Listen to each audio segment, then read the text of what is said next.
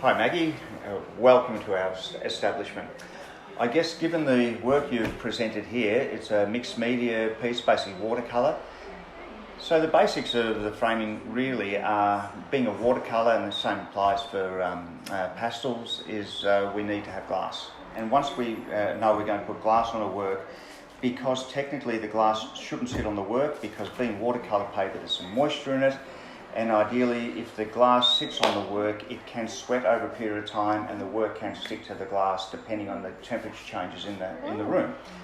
So for that reason we have to put a mount on it, or two mounts, and that's where the decorating part comes in, where we then start looking, if we have to put a mount on to keep the glass off it, well how then we're going to enhance the work and make it appealing to the eye. And if you're an artist that wants to go to shows, you want to actually present it in a sellable format to a market. The first thing I normally do is I engage with the customer to find out what their wants are, because if it's an artist that's going into a show, cost is obviously a factor.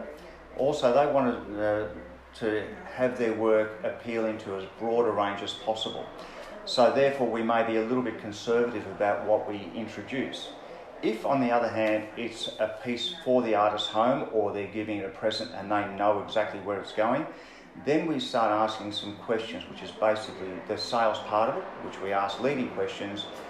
Do you know the colour scheme in the house? Do you know, is there any other decor that you would like it to fit into? Are there any proportions or dimensions of the piece that you'd like to fit in? Because some people will say, I've got a horizontal piece that wants to go a certain size. So you're trying to tease out from the customer where it's going to go. In this piece that we're looking at here, I'm looking at this predominantly beautiful sort of rich blue colour in there, with a leaf embossed on it with almost like a goldy yellow piece in it. So to me that's a really rich colour, it looks really, really nice. If it's for a show, we could put a single mat on it, and you start sort of saying we can do a single mat. We could do a piece like this really, really simply, and probably at a price point that allows the artist to sell it at a reasonable price. With this piece is to say that we're going to have a really quite a wide mat, and then put a simple black frame on, and you do, but you tend to make the mount a little bit wider.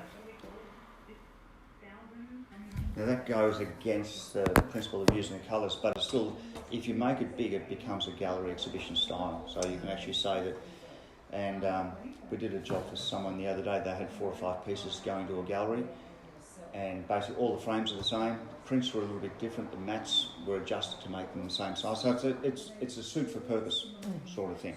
Okay.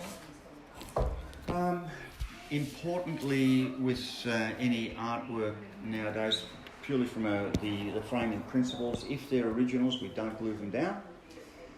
We use archival tape to hinge. It's called hinging on the back of the tape, and again the principle is anything that I do should be reversible if the work is an original.